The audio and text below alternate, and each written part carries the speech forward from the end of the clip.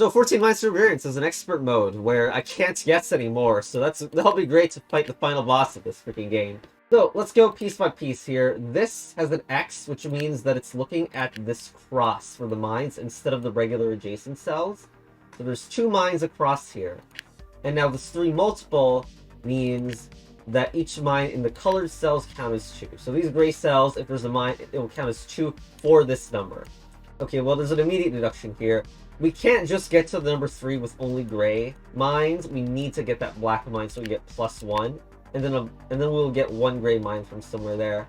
In addition to all this, there's a global rule called Quad. There must be at least 1 mine every 2x2 area. So I know this 2x2 area does have a mine in it. And it can't be 2 mines in that area because that would overload this 3.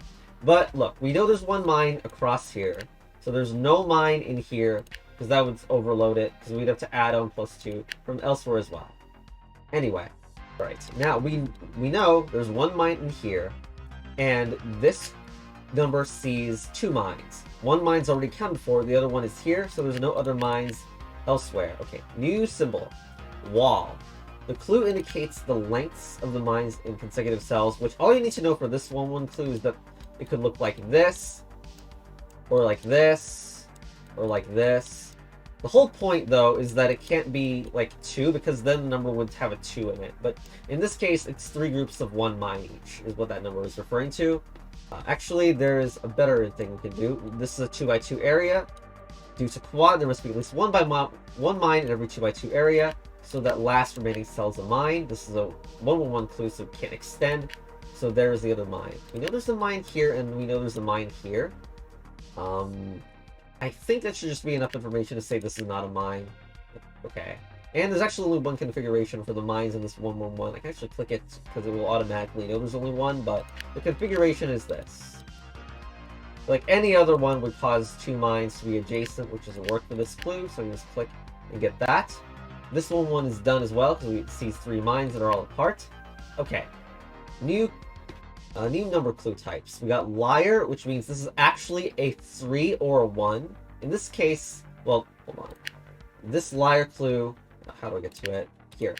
So each clue is either 1 greater or 1 less, so it's a 1 or a 3. It's already 2, so it can't be 1. So there is a mine here. Actually, we know where it is because, thanks to Quad again, there must be at least 1 mine every 2 areas. So there's the mine there. We can finish off this. There's a mine in this area as well. There's only 1 slot for that. Okay, now this liar clue, which is actually 3, it's finished as well. Okay, what's this? Vanilla? Okay, that's just the vanilla clue with nothing special. So we actually know these 2 are mines because I should have done this earlier, but the remaining counter was 3, and there was 1 mine in this section because 2 mines were already counted for, and there was 1 mine remaining for this clue. So that's why I could figure out the other 2 are mines. Now, this 2x2 area is missing a mine, so that is the 1 mine that's being accounted for this clue, so I can just say this is not a mine. Okay, and now I got a negation clue, which I probably don't have to explain it, but might as well. It means that the clue indicates a difference in the number of mines between the black and the gray cells. So this one, it sees 1 mine on a gray and no mines on a black, so the number should be 1. If I made this a mine, that number would say 2. So, not a mine. I can finish this off. Okay. So the unlocking structure of this game is such that if I play this over and over again, I'll get bigger boards, the same for all these, but there's actually these side things which I'm most interested in. I don't know what these are at all. But for the sake of variety, I'll unlock these and then show them off, instead of doing this repeatedly. Okay, so I did the 10 puzzles for the 5x5 zone here.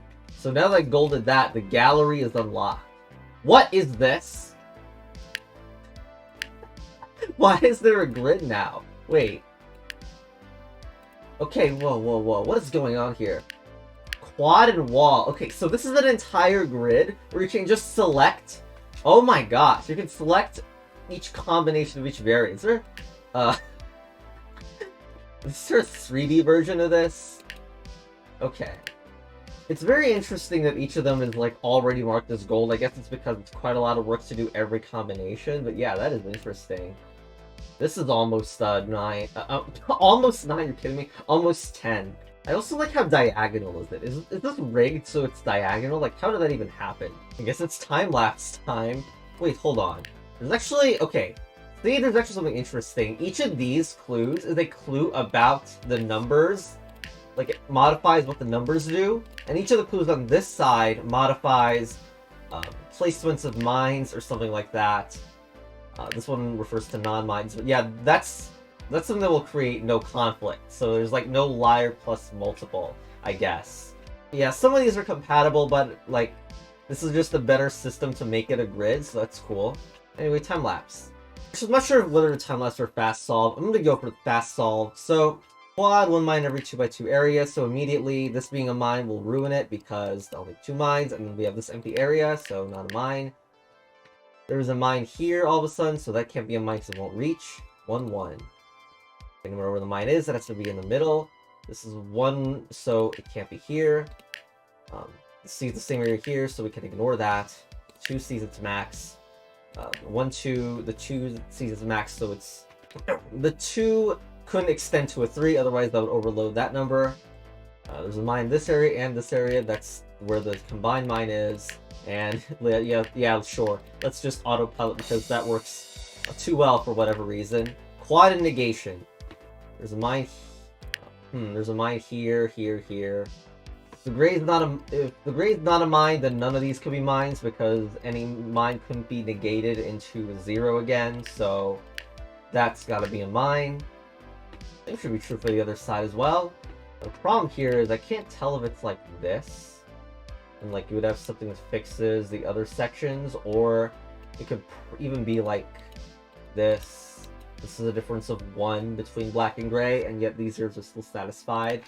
Oh, I think I found it. Okay, if you do mine here, then these have to be non-mines, but if there's not... No.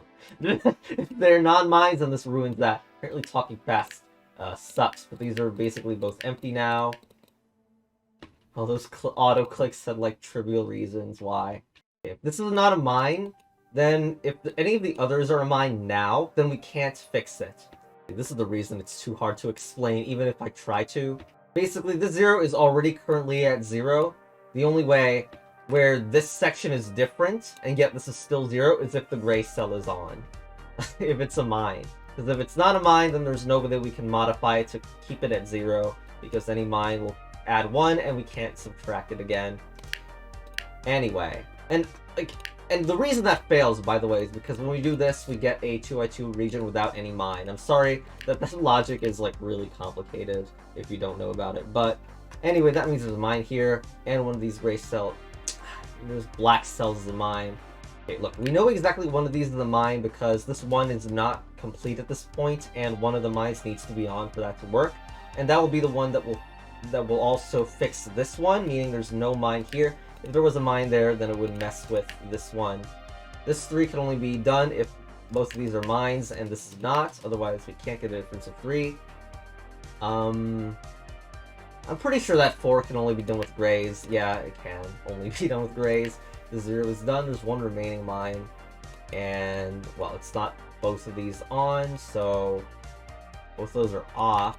There we go. Okay. Next is quad plus cross. There is a mine in this area, and there can only be 1 mine in that area because of this one, so we can fill those in. Same is true for this 2x2 region. Again, we're using quad a whole lot here. And the cross modifier is that the mines get different areas based on the indicator there. This 3 only sees 3 spots. We can just click that. This 1 is done. This 1 is done. This 1 is also done. This 4 is done. This 5 is done. Where's our remaining mine? Well, it's not here. It's in this 2x2 area. Oh, we'll just click that and win. Okay, 1 remaining. Let's go. Quad and partition. This time the clues give less info. The clues refer to the amount of groups instead of the number of mines. So, for example, this counts as 1 group because they're all connected, but this would count as 2 groups because they're not. Anyway, there's a mine here. Only 1 mine here. You know, why don't I edit in a timer? It literally makes sense too, if it's a speed-solving context. Anyway, so... If this is not a mine, this has to be a mine because there must be a mine every 2x2 area. But that is the partition that the 1 needs. It can't be here because that would make 2 partitions. And that means that has to be not a mine, except that because that does also ruin quad because there needs to be a 2x2 mine in this area as well. Basically, that can't be a mine. I mean, that can't be a non-mine is what I meant to say. Okay, I think I got it. Let's say there's not a mine here. Then, there has to be a mine in this 2x2 area. But also a mine in this 2x2 area, which ruins the partition. There's a mine here. I think the same logic can be here as well. If this is a non-mine, then there needs to be a mine in this area, but that ruins the partition, so there's a mine here as well. This does honestly seem like not where I should be looking, though. Okay, how about this? Let's say there's a mine here. Okay, now we have to go into another hypothetical. Let's say there is no mine here. Well, in that case, there can't be another mine here, because that would be more than one partition for the one. So, okay, but then there's an immediate problem, because now there's no way to make this 3 partition work, because I can't put in 2 mines and make disconnected partitions from that. So basically, that green hypothetical isn't working, so that needs to extend. Now there's only one place to add a 3rd partition, and we can't close off those partitions. And now, look at this one. There is no mine here, and the mine is here. So I can't have more than 1 partition here, so we have to do that. But then we've made a 2x2 without a mine, so there goes that idea. Same logic probably applies here. If I do this and then do another hypothetical where this is also a mine, then there's no way I can make 3 mines, 3 partitions in the remaining cells. So the other option is that there is no mine here, but then that's the same problem where we break the partition, there's no 2x2 here. So there's no way I can win if I put any mine in this slot. Now there's only one way to make 3 partitions. It's just like that. Because like it wouldn't add partitions to add mines to here. So it had to be 2 mines split apart. Once again, this can't be empty, because then we would split the partition. So that's filled, and now this slot is empty because otherwise, if I made that a mine, suddenly this would become one whole connected partition. There you go. This is it would make 2 partitions if I made that a mine. So that's not a mine.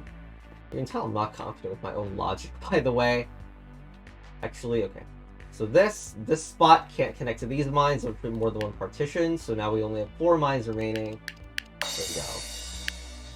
Next one is Quad and Eyesight. So, let's see.